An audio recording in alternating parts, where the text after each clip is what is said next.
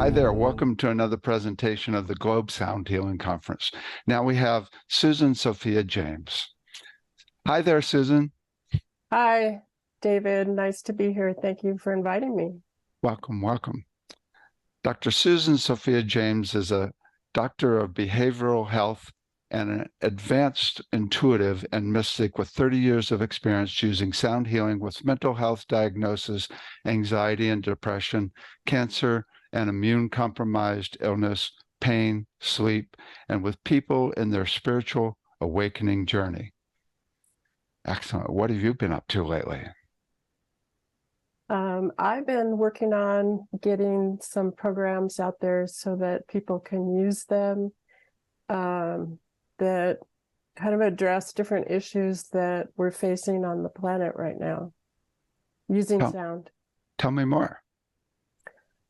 I like to use particular rhythms and sound patterns that have effects on shifting consciousness. So they take people into states where they access resilience and develop a relationship with the process that deepens over time, that boosts their immune system, and also gives them tools for resources when you're going through challenging times or getting good sleep or on the spiritual awakening journey, and also help with mental health issues.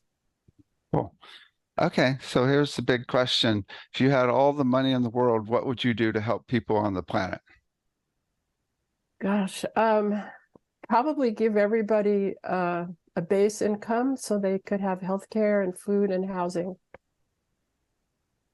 Excellent. Nice. Get the basic needs taken care of. Okay, so what's your presentation about?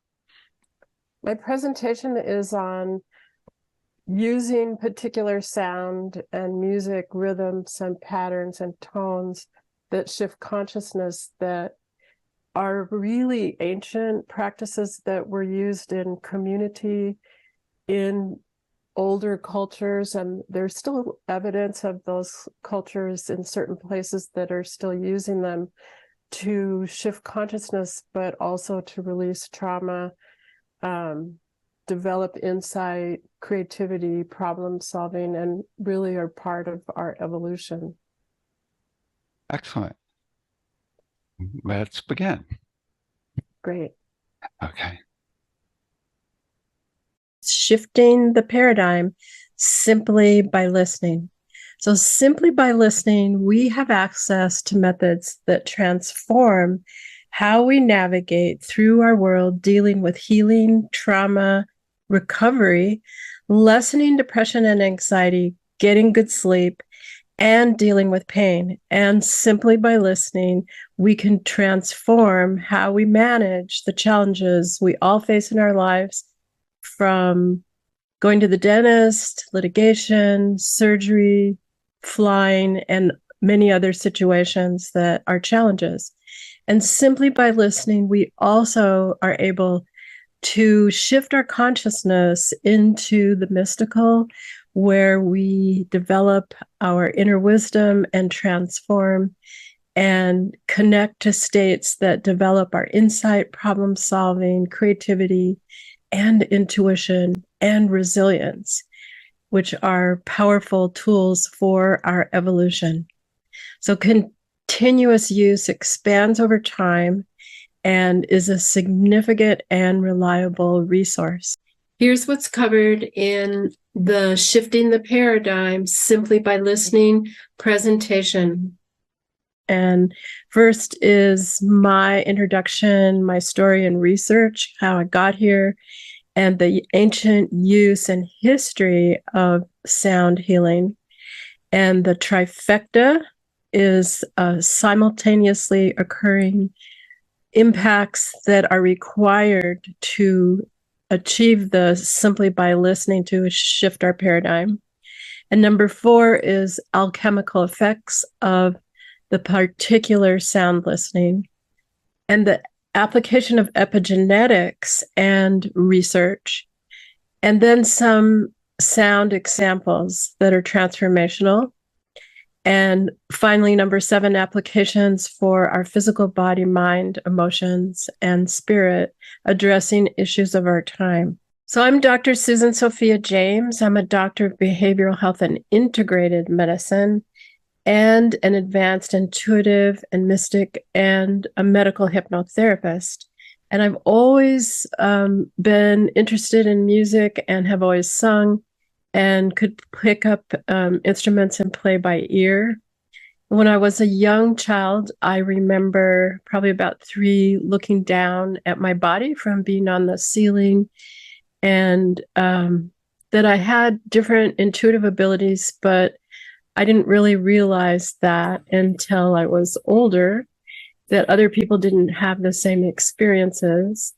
And when I really understood a lot of them, I was writing a book, 55 plus kinds of intuition, and realized I had 43 different kinds of intuition, not all occurring at the same time.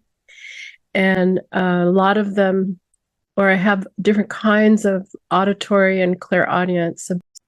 So I've also always had an interest in consciousness development, heightened states of awareness, and ways we can access super learning and living differently. So, and 4 women I studied with who were very influential, although only one used sound and music.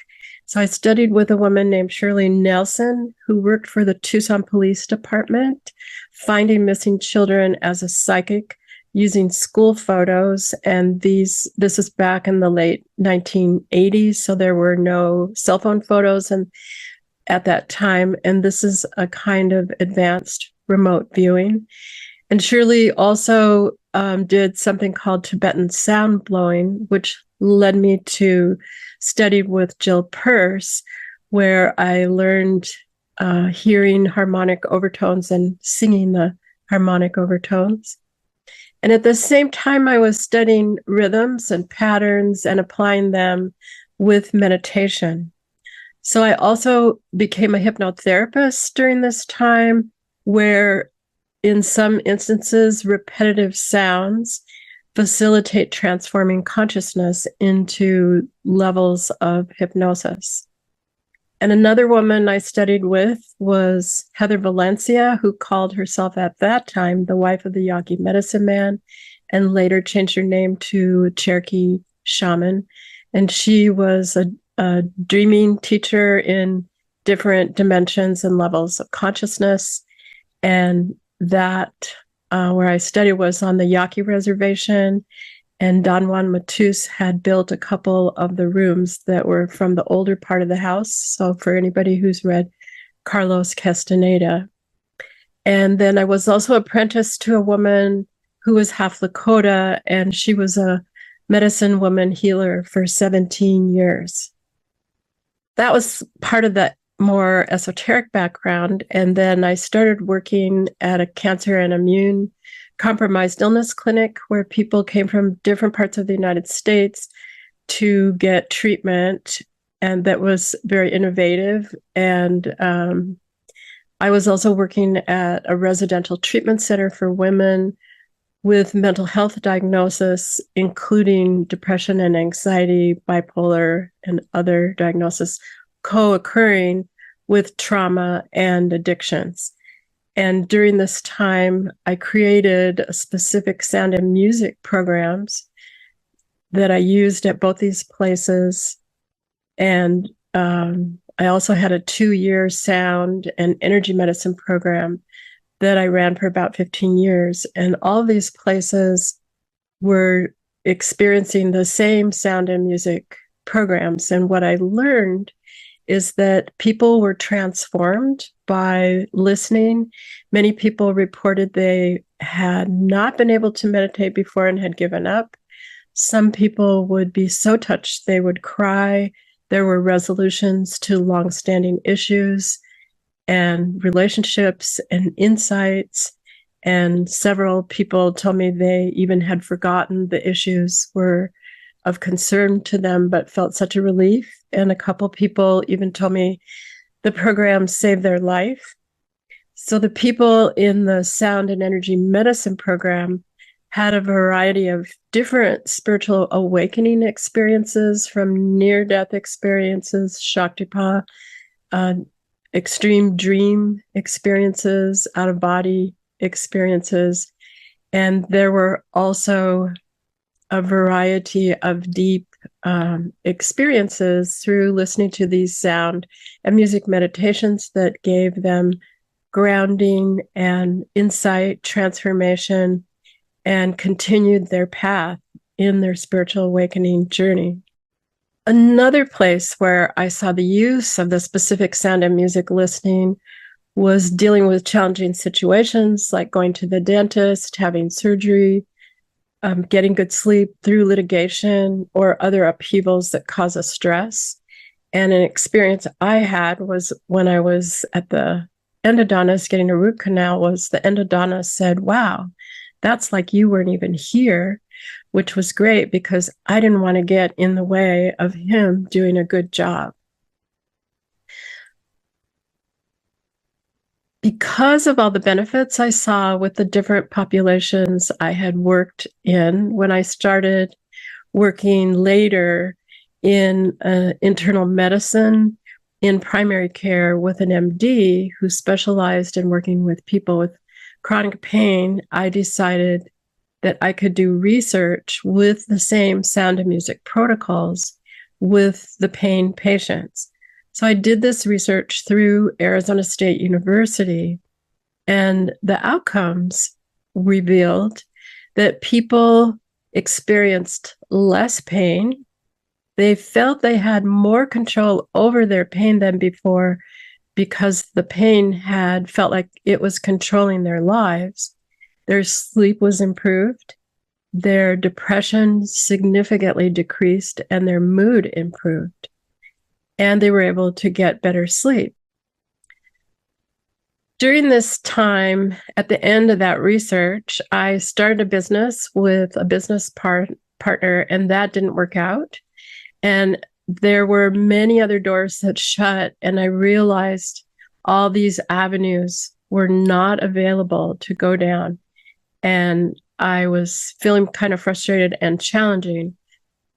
So I started writing books and making videos about some of the programs I had been doing. And then later, the pandemic happened. And probably like most people, I was on social media quite a bit. And I realized there were a couple things happening. One was there was beginning to be more awareness about how prevalent depression and anxiety were. And so they were being noticed, but also that depression and anxiety and other mental health issues, plus isolation, were increasing because of the pandemic. And I realized I could take all of the sound and music protocols and integrative practices that I had created into online programs to help with the different areas of managing challenges, lessening pain and depression and anxiety, with content for the different populations I'd worked with in getting good sleep, as well as spiritual awakening and transformative experiences, because I've been doing it for years and decades. So it took me several years to build all the components into online systems that were easy and affordable and give the benefits. So now the next segment is the ancient application of sound medicine and sound healing. So independent of each other, different cultures worldwide developed the ancient use of particular instruments, depth of particular sounds, repeating patterns, and frequencies that shift the listener's perspective profoundly. The intentional changes bridge waking consciousness as a sound healing therapy for different purposes to heal trauma, spiritual relationship issues, mental health concerns, physical healing, resolving conflict, and facilitating shifts in consciousness that are transformational. And you'll notice as we go along, there are repeating themes that show up that reveal the value of particular sound and music in these disparate cultures. In ancient Greece, about 200 years before the Common Era, Pythagoras has been identified to be one of the first people to discover the relationship between musical harmony and the mathematical harmony of numbers. And Pythagoras was a prominent person to recognize the value of music and learn to prescribe specific music for sound healing for the physical body, ailments of the mind, and emotions. And in digging deeper, Pythagoras was trained in Delphi, Greece, by the seer priestess and prophet Themistoclea. So this is an image of kind of a classic image of the oracle sitting on the tripod giving channeled information. In Egypt, Abdel Hakim Ayan shared about the sound chambers underneath the pyramids and other special locations. The reverberations in these chambers have potent healing properties, and there's more to be revealed by other people about these sound healing chambers. The Bosnian pyramids also have underground chambers that have amazing reverberations of sound that are also theorized to profoundly affect people. Victor Shamas, the psychologist, mentions his experience of going into a sacred sound cave in Mexico with a guide. The sound reverberations are used for shifting and accessing higher levels of consciousness and transformation. However, the cave is only accessed through an indigenous person who knows where the cave is and how it affects listening and the sounds. And it's held in a sacred way, which means it's not accessible to anybody. And it's likely there are other caves for these same purposes around the world that remain sacred, protected, and hidden. So like the training that Pythagoras learned from Themistoclea, in India, Vedic mantras were begun around 1,000 years before the Common Era, with application for healing as well. So mantras are considered ways to release negative thoughts, create inner alignment and focus, and create a healthier state of mind as a therapeutic resource. And in some applications, a mantra is considered to cure illness and emotional problems and achieve higher levels of consciousness. So transcending perceptions of space and time. Mantras and their repetition, our sound and tone, are considered a spiritual formula of magical resonance that has an interconnection that shifts consciousness and is transformational.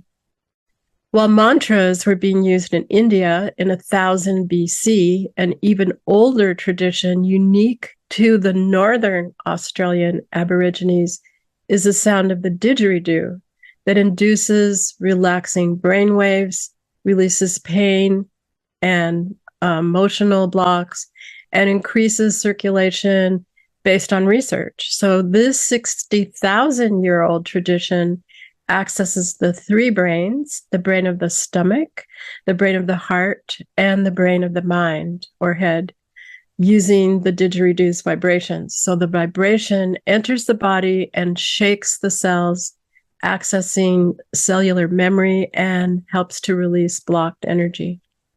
So the didgeridoo sounds also transfer into states of consciousness, including the dream time. And Aboriginal healers also use traditional vocalizations, chants, repetitions to remove and release negative energies from the physical, mental, emotional, and spiritual bodies. In the previous examples, you probably noticed the similarities where particular repeating sound patterns in the same tones creates and develops the relationship with the process that allows the listener to shift consciousness, go deeper, relax more easily and quicker, and access simultaneous positive changes, which occurs throughout these different practices in brain waves, heart rate, and respiration. These simultaneous changes are called the relaxation response, and that was identified by Herbert Benson, who was an MD. They also boost the immune system and create feelings of well-being and happiness, connection into the body and mind and spirit, and develop resilience, which is really important, and inner wisdom. The overall takeaway, there are specific sound and musical tones, frequencies, patterns, and rhythms that connect and help to transform our mental, emotional, physical, and spiritual being that are transformative. One of the significant and main instruments used throughout the world in ancient times and in many cultures today is the sound of particular drum rhythms. These particular rhythms and patterns facilitate shifts in consciousness through positive changes in heart rate, brain waves, and respiration for the individual and the group simultaneously. Here are photos of disparate regions today where people draw upon drum rhythms. The first image is of a group of people from Oklahoma. This image is from a group of people in Poland. This group of women is from the Sami Nation, who are the white reindeer shaman who are in northern Norway and Sweden. They're at Standing Rock. And this image is of some people in Finland. This image is of people in Morocco. And this image is of a group of Métis women in Oshawa-Durham region of Ottawa, Canada. And this image is of a group of African men. So in nearly everyone's history, we have the sound of the drum. Alchemy and the components of transformation and what creates the feeling of transformation. This is about the trifecta. So what is the ancient sacred universal trifecta? So powerful, you haven't heard of it before. There are three elements that come together to create a dynamic, potent force. In ancient times, these three significant components were always put together for people, because they don't work without each other, that transform people into heightened states of consciousness. There were always protocols about how to access these states, and the trifecta effects were not kept from others, but integrated into the culture. I've wondered if there was an intentional agenda to create estrangement from these practices because they've almost been lost, because they've become so unfamiliar to us, we almost forgot we were estranged from them. And because the practices are individually transformative, and they're also transformative when groups listen to them, to be used in community for healing of the mind, emotions, and physical body, and connection to our inner spiritual development. So more about this in our next segment on epigenetics. What's the trifecta that has all these attributes and that changes us profoundly and consistently? Here are the elements of the transformative trifecta.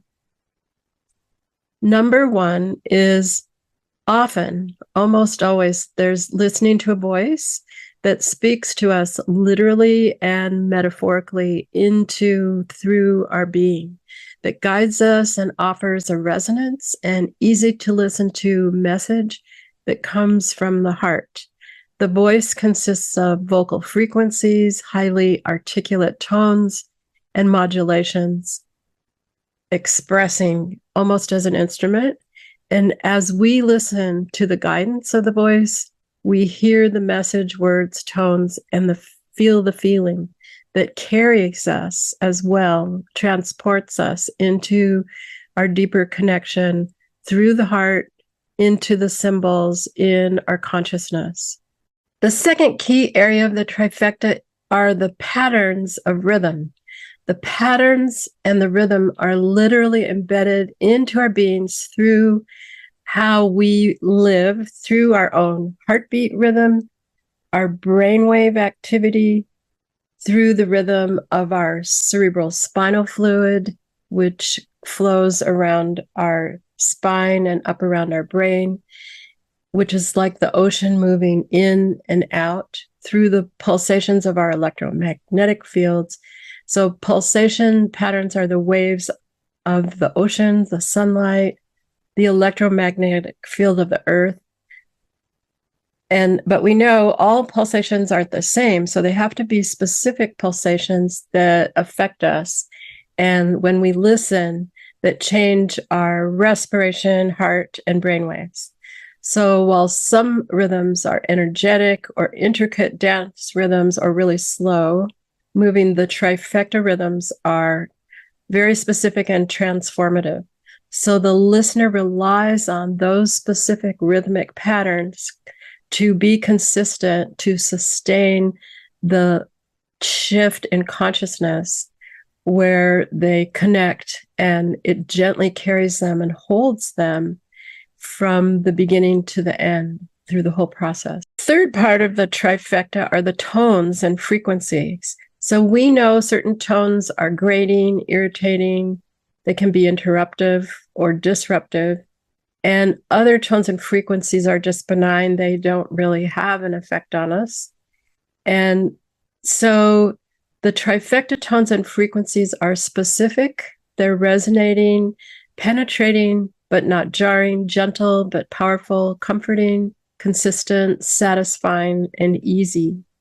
So with the repetition of the sound patterns and the familiarity, the listener becomes familiar with the changes that occur, that access the feeling, and the process becomes quicker and easier, which means that the more you engage with the practice, the easier it becomes to shift consciousness. And the connection to the process even deepens over time. So there can be a deeper connection, like accessing ancient sacred memory. So this process is called entrainment and a resonance with the particular sound patterns that shifts our consciousness.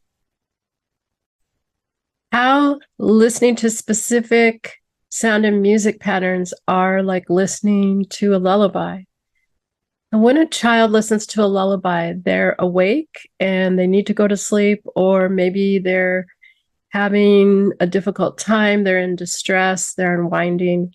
So usually, if not all the time, people who play a lullaby for a child, they use the same music over and over because the child gets listened to, they become accustomed to it, and whether they're singing or playing the music. So the child listens to the music and it carries them into a relaxed state where they go from wherever they are, from waking or distressed, into relaxation, which happens pretty quickly sometimes, and then, which is the between state. And then they go from there into sleep, and it's gentle and easy. And for some reason, we're not applying that concept to teens and adults. So that could be useful. That same idea could be useful for teens. And definitely, like children, adults can listen to specific sounds and music patterns that transport the listener as smoothly as a child, like listening to a lullaby. And this is about repetitions. So part of what creates the effect of our response is that human beings are wired to respond to repetition. So repetition trains us through the resonance of matching, also called entrainment, where we connect to the patterns as they change us through listening. The particular repetitions of sound patterns cues our heart rate, respiration, brainwaves. So it's not like you play them for a moment. They have to be continuous repetitions to stay in that receptive state. And that trusting unfolds the process. It holds the space through the repeating patterns for us to sustain that place where we rest in developing resilience and getting all the benefits. Epigenetics and research, the collision also of grassroots movements and epigenetics. So what is epigenetics? The epi part of the word means above our genetic response. So basically it's saying that we have basic responses to our environment and to the stressors that we experience in our life. And the epi part means we can access stimulating our system, our genetics, that changes how the codes are responding. And instead of allowing dysregulation, we can actually go in and prevent that based on our behavior. So this means that instead of changes in our immune system or a weakening of it, dysregulation and inflammation, and which is part of cardiovascular disease, chronic pain, addiction, and diabetes. So epigenetics refers to connecting responses where we stimulate genetic switches to not turn on where the systems are failing, but instead supports our immune system and the different systems of our body so they don't experience a weakening. So how is epigenetics related to particular sound and music listening? The research shows the evidence of listening to particular sound and music has effects on the human gene regulation and prevents neurons from degeneration, just like the same as meditation. And more information on this, if you want more research, is on my resource page at 3, the number 3, and it's melete.com. There are different unconnected grassroots movements that emphasize accessing other levels of consciousness that provide healing, insight, understanding, and transformation, and are really connected to this movement that's occurring and related to epigenetics. The International Association for Near-Death Studies gives people a platform to share their transformational experiences similar to the Spiritual Awakening International Group, where people are able to share the variety of their experiences, as well as the International Spiritual Emergency Network, where people get support instead of pathologicalizing their experience. So these are 3 that are pretty prevalent, that are contributing to shifting the paradigm about accessing other levels of consciousness. Other areas where our culture is changing perspective on drawing upon other levels of consciousness includes the use of psychedelics for dealing with PTSD and trauma and resolution of issues. There's also a rise in the interest in using channeling, accessing another level of consciousness. And there is the work of Stephen Greer and also the Crazy Wise movement, that term coined by Phil Borges. And the Crazy Wise movement presents that people with experiences previously medicated or institutionalized and pathologicalized in Western culture require kindness and care rather than all the other responses and isolation. And beyond this, other isolated cultures isolated from our Western influence, regard when people have significant experiences, these changes, they're connecting to another realm of consciousness, and their contribution is important to their community. So they are taken in by someone who understands that and giving them the guidance to continue, the guidance for balance, integration, and how to manage the energy. Moving beyond looks like opening awareness to our human development through systems that are directly applicable not only to prevalent conditions, but to further our evolution. So all of these cultures collectively are saying that these other states of consciousness are very important. So having tools to connect to them that shifts our brainwaves, heart rate, and respiration. They develop resilience, creativity, insight, problem solving, and release stress, and increase melatonin and dopamine production, and also are interruptions into the previous status quo of how other levels of consciousness weren't valued. And they benefit our genetic responses.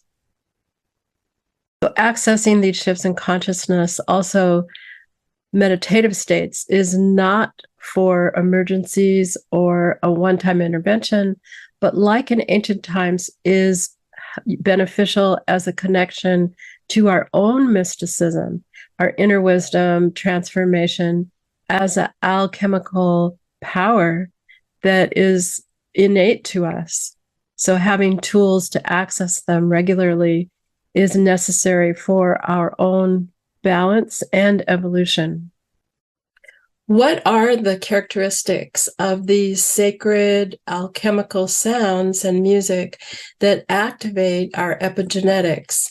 Here is the following list of 15 different areas that contribute to the responses and changes that are consistent throughout listening to these sound and music practices. Number 1, the listener transitions from ordinary consciousness into a receptive state simply by listening. 2 is the simultaneous diminishing of our awareness of the outer environment and ordinary consciousness while our inner awareness expands. 3, repetitions, patterns, and frequencies create allowing of the unfolding of the process and our receptivity to the process. 4, the entire sound experience creates containment, beginning, a middle, and an end. 5, there's simultaneous shifts in brainwaves, heart rate, and respiration, as mentioned in how the Northern Australian Aborigines consider the 3 brains: the brain of the stomach, solar plexus, the brain of the heart, and the brain of the mind. And 6, connection to the qualities of the heart, a sense of spaciousness, heart opening, which is different than mindful meditation of the mind.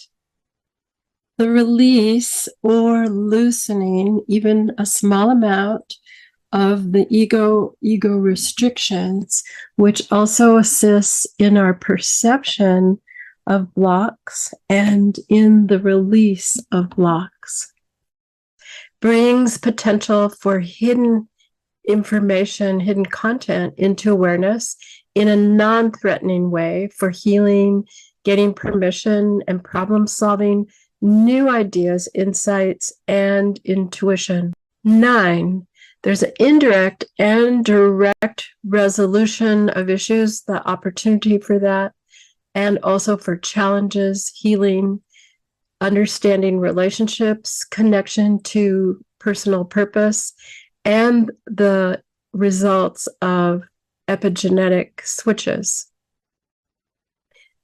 10 is the entire process develops resilience, and resilience is inner strength and the ability to problem solve, navigating in a more centered way, especially through challenges, and connection to resources. Number 11 is diminishes stress and cortisol, which also diminishes depression and anxiety.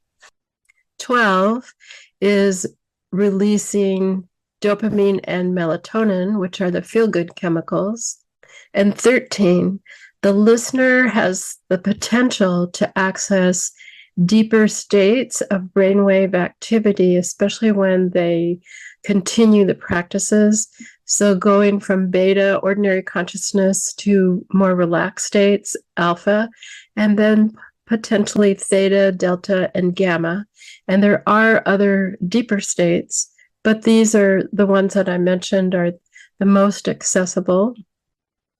And 14 are changes in perception of our normal sense of time. So after returning from an experience, the time in the process can either seem longer or shorter than how we experience time. And 15, the experience is much like a dream in remembering content is fleeting. So recording the experience through journaling is beneficial and also helps to notice patterns if you can refer back. Collectively, this tells us human beings were never designed to stay or thrive in one level of consciousness. Accessing other levels of consciousness is part of our evolution, but it's how we integrate and manage the experiences that provides guidance, balance, integration, and continued growth. As in ancient cultures, regular connecting with the numinous was a significant component for the health of the community and the individual. So the next step is to know accessing these states is not for an emergency. It's or a one-time intervention, but it's for restoration, developing inner wisdom and holding that, sustaining that connection and our connection to our mysticism and evolution, which is a power and process that is transformational. The next segment is the sound and music transformational samples. These examples are only snippets. So often when a person is beginning to listen to these particular sounds, rhythms, and tones, it takes around 10 to 15 minutes of consistent, non-interrupted listening to feel the shift into the relaxation response and the changes. So with familiarity and listening to those particular sound and music, you'll feel the feeling significantly quicker, and it will transport the listener. So the time it takes to shift over becomes quicker and easier. And so when that happens, the person will just immediately hear the sounds, and they'll take an inhale and exhale breath, probably without even noticing, and begin the process of changing. But when you're first listening to these patterns, it's very likely you're not going to feel that shift, because we're not going to have 10 or 15 minutes of listening. These are the same particular sound and music patterns that I've been using to effectively shift consciousness to get all the benefits with all the different groups of people that I worked with that I mentioned before. So when you listen to the examples, allow yourself to take a deep breath, inhale and exhale and relax and shut your eyes. So there are 3 examples, and I'll play them consecutively. And the first is the heartbeat drum. The second is Tibetan bowls and rain. And the third is ocean. And these samples don't reflect the entire sound and music, but are only this portion. So each example will play for 1.5 minutes. And at the end of each one, continue to keep your eyes shut, and the next example will play. I won't introduce each one. Here is the heartbeat drum rhythm.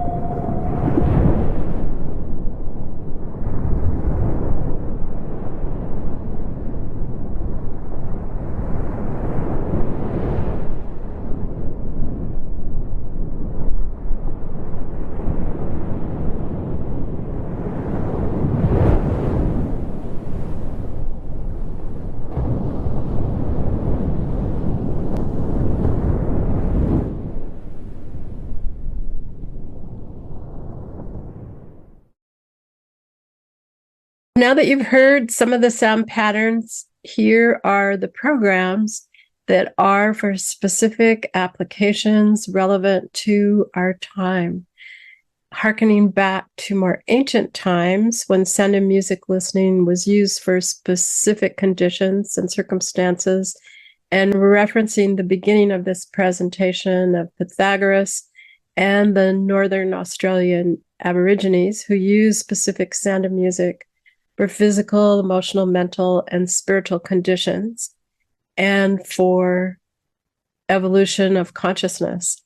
And I consider the following programs address core issues that draw upon the relaxation response and the characteristics mentioned earlier, while addressing the specific concern they're devised for. And they all also develop insight, creativity, problem solving, intuition, and resilience. And our mental and emotional states are enhanced, and research shows a state of deep relaxation, reduction of stress, anxiety, and depression, and improved focus and concentration, plus enhancement of cognitive abilities and support of the immune system and alleviation of insomnia symptoms. The first program is the Managing Pain program. So we all know in our lifetime, we'll probably experience some kind of physical pain.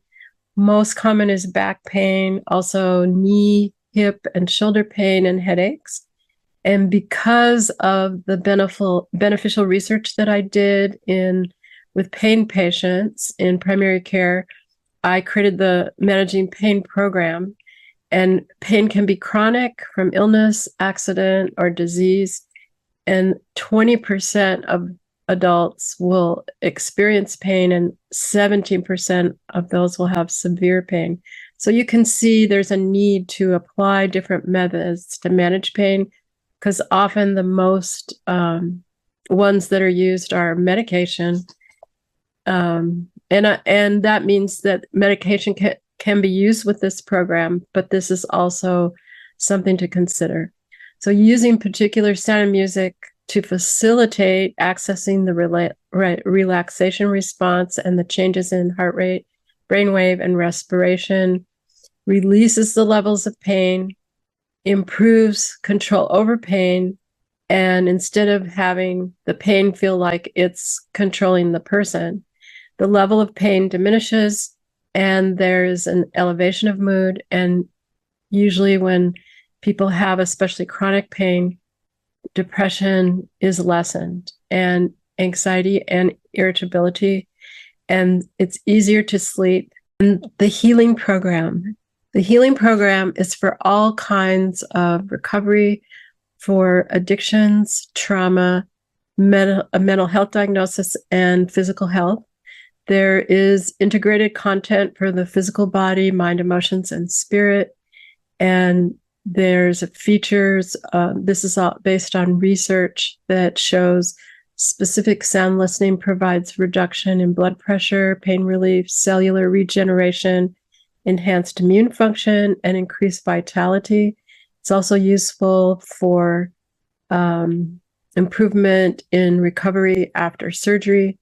And there's a link to restoration from ailments, inflammation, and digestive disorders. And deep relaxation enhances the body's natural healing process, boosts the immune system, and promotes overall physical well-being.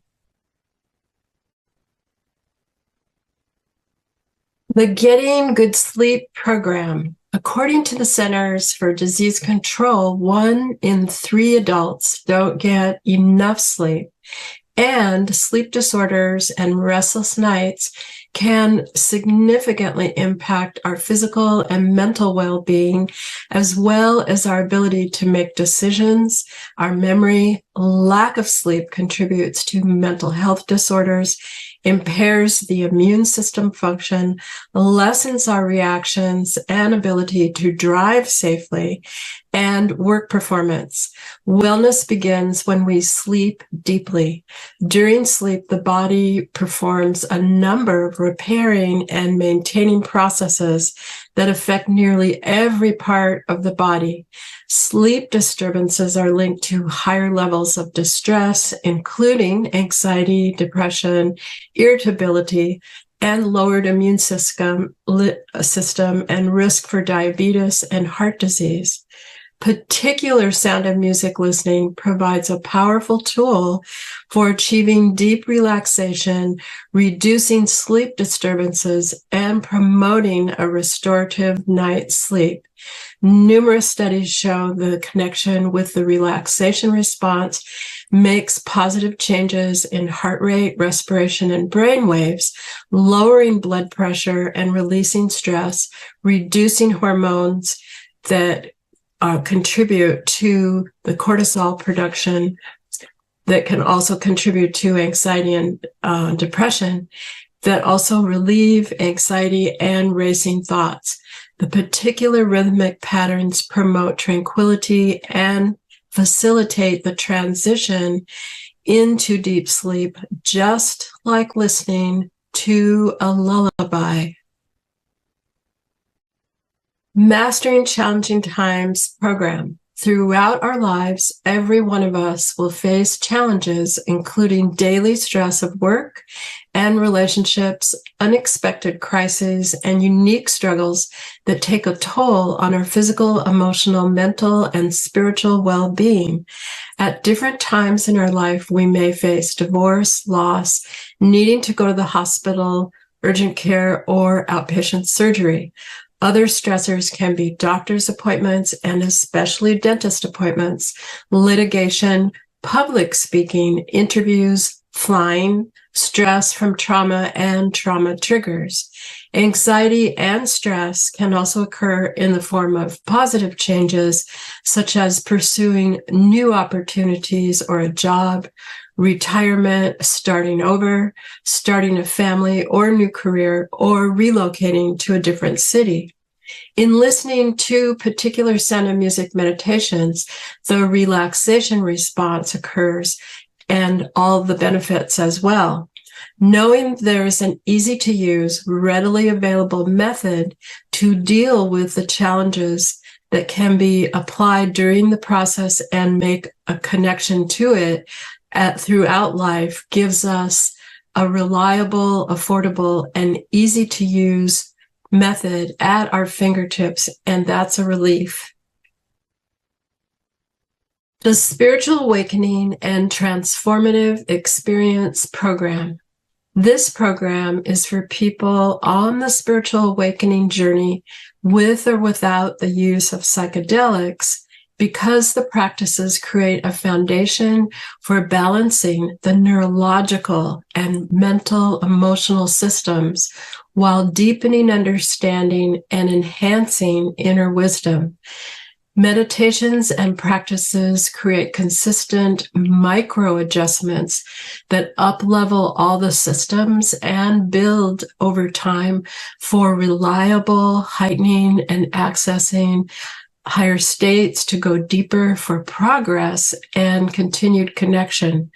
There is an easy to follow roadmap with integrative content, not as a one-time intervention, but for consistent use for long-lasting results and for advancing intuition, insight, problem solving, and creativity for our evolution. There's a direct connection to specific sacred sound, vibrations, and music patterns that have been used for thousands of years to induce altered states of consciousness and facilitate spiritual awakening. The intentional use of specific sound and music programs with psychedelic applications and for aftercare and without continues support for accessing insight, problem solving, and tools to navigate the inner landscapes.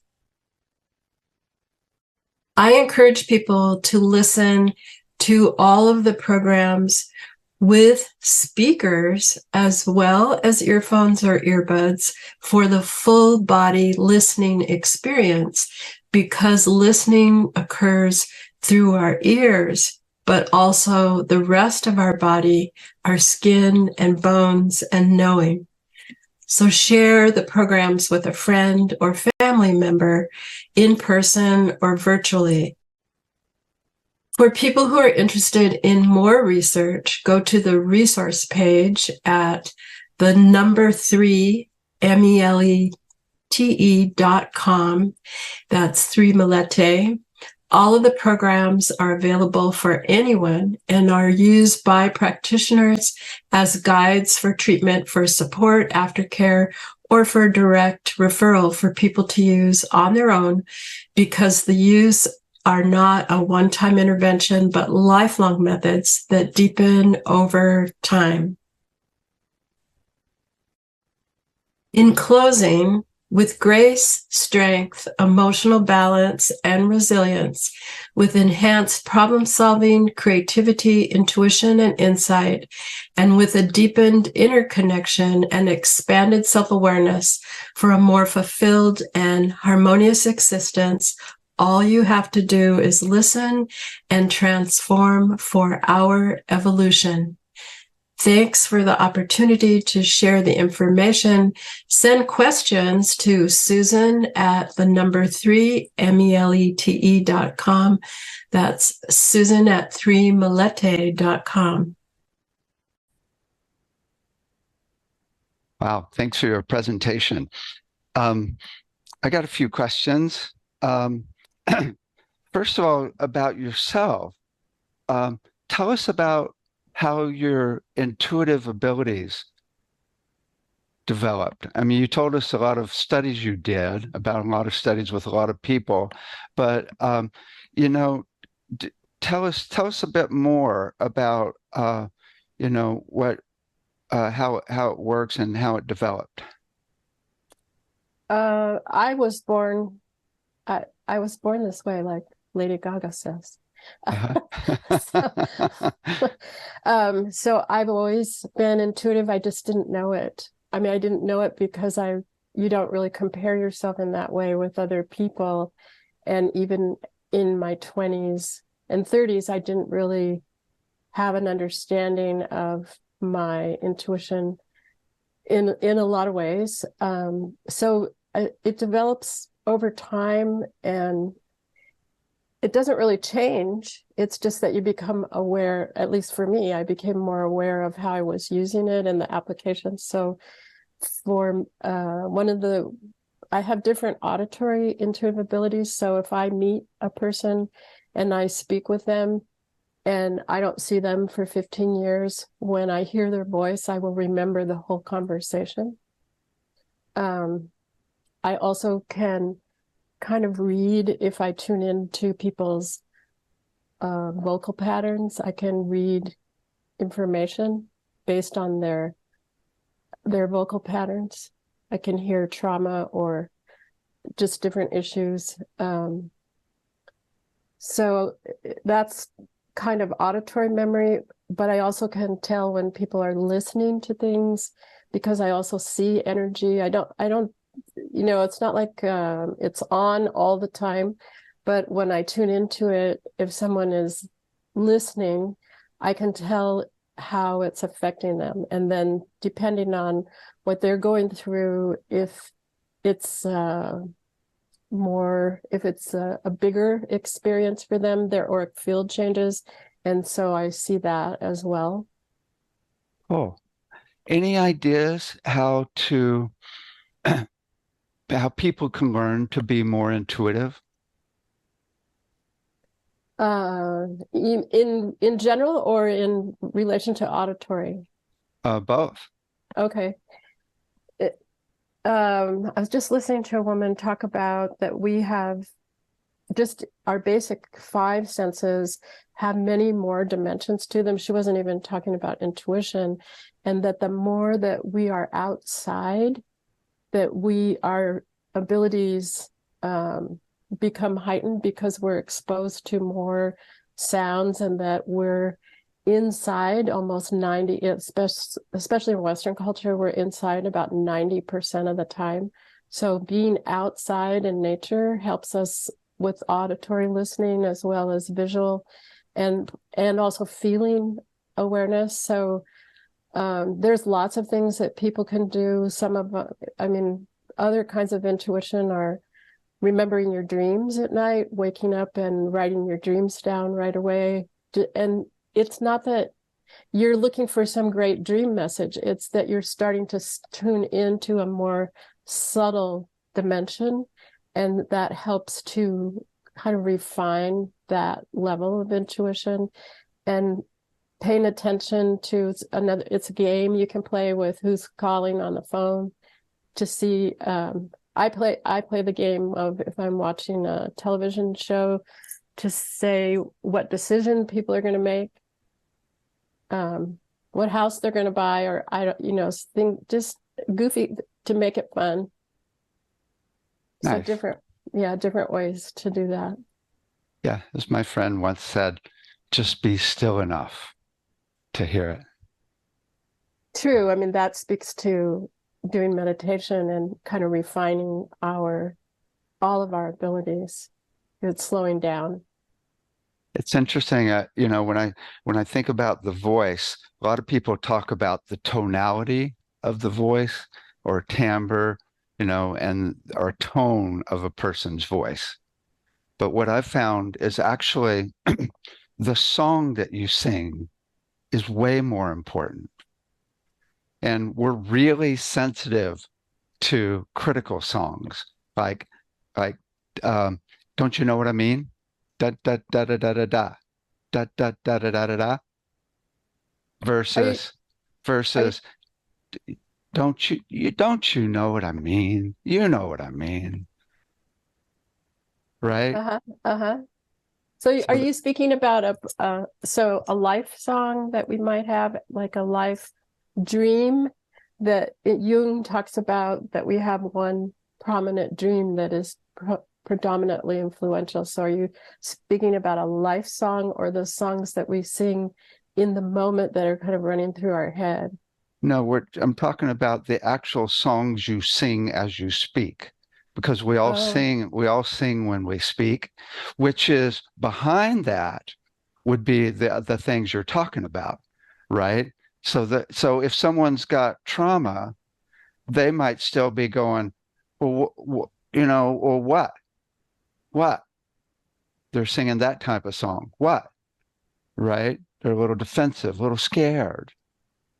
Right? Where if someone has gotten over the trauma, then they can sink into that flow, where the heart will actually start coming through, which is a different song that you sing as you speak. That's really cool. So I've got a question here about the music, because you got music for all these different issues, pain and sleep and managing challenging times and spiritual transformative experiences, right? What's the difference between the music that you do for those different things? How is the music different for each of those issues? I would say it's less about the music, because the patterns are what carry and transform the listener. It's more about the protocols, the applications. I'm not sure what you mean. Tell me more.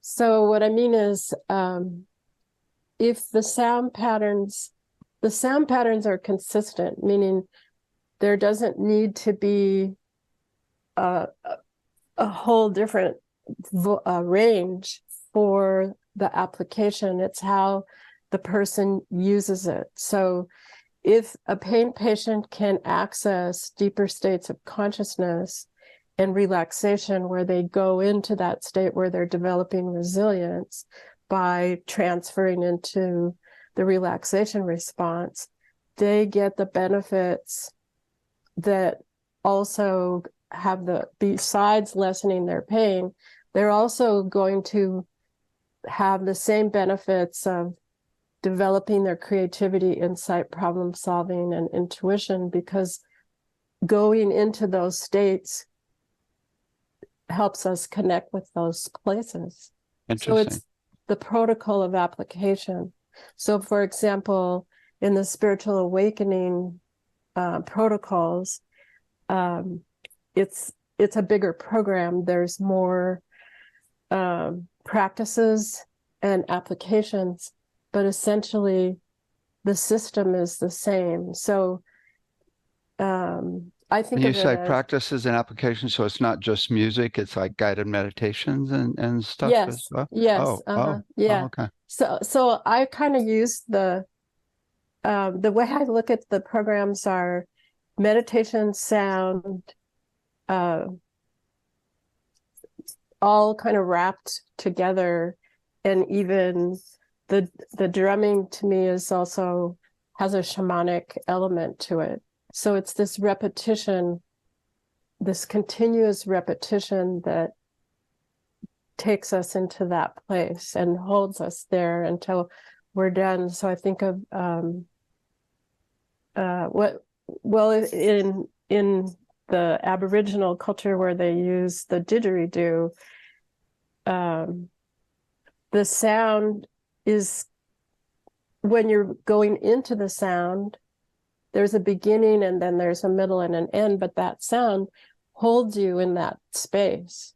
And it's particular sounds that do that. I mean, you have different sound patterns that you've made that sustain that person's place in that other state of consciousness where they have access to their healing. The way I would put it, what it sounds like you're doing is the basis is by getting people into a higher state of consciousness or a stable, consistent vibration, then that helps just about everything. Yeah, that's Uh-huh. true. Yeah, that makes sense. I mean, if you can get people into a state of oneness or even universal love, I mean, there's no more a lot of things. I mean, everything often resolves. So, although I've found that there's many things you can do for these different issues, and I can give you an idea of what I would do because I've got over 100 CDs for different issues as well. And the first of all, when it comes to pain, the first thing I would do is add more low frequencies. I mean, if you can, there's really two different ways actually multiple ways to go for pain. We've got a whole medical sound association. So we've got like a bunch of doctors that created a whole treatment plan on our medical sound association. And so you can get people blissed out, and that creates all types of different dopamine and all different types of things that go to all the different cells, and it will completely take you out of the pain. But sometimes what I've learned is sometimes it will actually resolve the pain forever, but rarely does it. And once you get back into your normal state of consciousness, the pain returns. Sometimes it does go away. Whereas the other protocol is to actually get sound on the pain, on the actual cells, because then, and that's all of the vibroacoustics, or you can even play headphones on the pain. And that's like so much more effective, right? For actually getting rid of it, right? So when you do that, that's where you really want bass. And there's people that say very specific frequencies of bass for actual different pains. And with some research, we could actually make that really, really cool. But yeah, if you can get people just kind of blissed out, they'll definitely forget the pain. And sometimes those drugs that the brain creates will actually get rid of it for good. So what I found also is that with the pain patients, that they needed to have a choice of, if I said, listen to this, research shows that if they have a choice of what they get to listen to, that it is an empowerment piece that allows them, it's kind of part of the process of them gaining control. So I did not, in my research, I didn't say, you have to listen to this. I gave them choices. And the interesting part was that they all chose the same thing, but they had a choice. That's cool. I love that. I love that.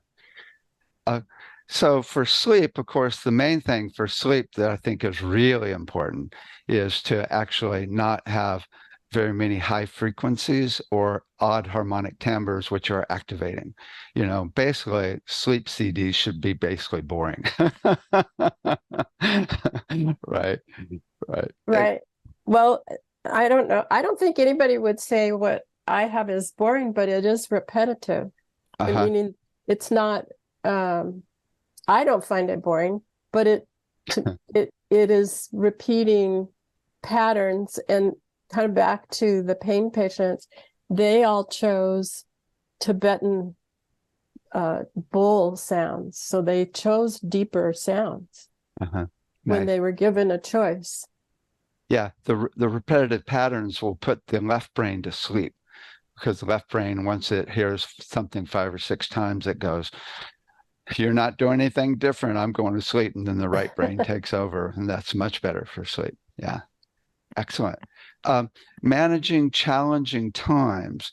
That's interesting, because it's really, my first thought on that one is to get someone to a place of peace, because the more peaceful you are, and also if you're more expanded consciousness as well, you have more capacity to deal with stuff, right?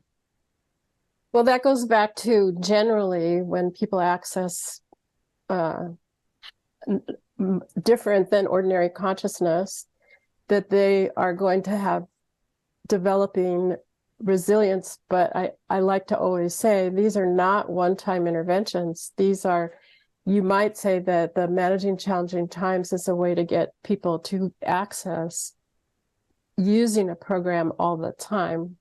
Because if you have a relationship with that piece of music, what I have noticed in other people and myself is that once I start to hear the very beginning, I will automatically just take a deep breath and relax and connect to it, because I know it, I trust it, and I know where I'm going to go with it. So it's useful to do if you're, waiting for outpatient surgery or going to the dentist or something, but also having a previous relationship with it helps to connect to it more quickly and easily. Cool. And then the spiritual transformative experiences. It's interesting because, when I think of that, I mean, there's a few things that I do. Well, first of all, is there anything you do other than just, repetition and entrainment and certain anything else you do differently to get people into a higher state of consciousness? Well, part of it is the guidance that comes on the front end. Right? Okay. Yeah. So the guidance on the front end is the directive. Okay, cool. So it's like really guiding them into that state first, and then using the music to hold it. Exactly. So if a person who's doing spiritual transformative, I mean, they know they're on that journey, they've had an experience, or they want to, to me, one of the issues about spiritual transformative experiences are often peak or a spike. And then when you reintegrate back in, there's a disparity between I was here before, but then I had this peak experience. So how do you integrate that? And that is in your neurological system, needs to re-equilibrate your electromagnetic system. And instead of having, because human beings are we love peak experiences. We kind of crave them, and there's nothing wrong with them. But if for a lot of people that they're seeking to integrate their experience so they can manage it, because in really big spiritual transformative experiences, sometimes near-death experiences for sure, but also there are other kinds, they disrail the person, and so they need tools to reintegrate. Yeah, it seems like the number one problem is when you have this peak experience, you see how everything is like love and light, right? And then you come back and you go, I suck. Because I'm not in that state all the time. And then people could even commit suicide because they realize how much they're running these patterns and they don't know how to get out of them. And that to me speaks to guidance. So meaning that in older cultures, there would be a local person who was already accessing those states and managing life and understanding it. So they would be taken under their wing to help manage and understand and integrate that experience instead of having that huge disparity. So for the spiritual awakening program is about giving tools that help to, having somebody say this sucks would mean that perhaps they have unresolved issues. So there are tools that people can use to continue to work through those issues and equilibrate their system as well. Nice. Have you been working very much with psychedelics with your music? I haven't, but I am looking to connect with some organizations, like a couple different ones that I'm interested in, because I know that the program would be really beneficial. Yeah, I think the potential is huge when really done right. Yeah, I like the fact that you're actually not just playing music, that you're doing leading them into it and really setting the space and then even providing us support around it. That seems really cool. Thanks. Yeah, I had a friend that came back from she went up to the Amazon and she did ayahuasca. She's young, very young, in her 20s. And I looked at her energy system and I was like, whoa, she needs some help, because your energy system gets very overstimulated. It's okay. But then coming back into Western culture, it's very intense. And so, the person can lose some of the benefits of their experience unless they can manage that energy, because your heart is also really open. Okay, so I got a question, unusual question. How's my energy system? Oh, I would have to probably tune into you more than just right now, but I would say you have some energy on your left shoulder. Mm-hmm. Yeah. You go, mm-hmm. Yeah, it's very bright over there. So you probably have, I don't know if that's like some guidance that you have around your left shoulder. Yeah, it's interesting. I broke out a windshield when I was in high school with my face. Oh. And so I've got like a torn vein or something in my left neck, which causes, some opening and some problems there. Oh no. Okay. So sometimes I'm dyslexic. So the other side. I'm talking about your right shoulder. Oh, well, when you're looking at a screen, it's the other side. Yeah. So my right side. Yeah. Well, this morning I woke up with my right hip really not feeling well. Mm. No, Okay. It's not pain energy that I'm seeing. It's different. Cool. Well, thank you so much for your work and your presentation. Any other things you'd like to share before we end? No, I really appreciate you and Loren Gailey for having your work that you both have been doing for a really long time and keeping the energy open for sound healing to continue, because it's, Edgar Cayce predicted it was going to be the way of healing a long time ago, and we have to keep that going.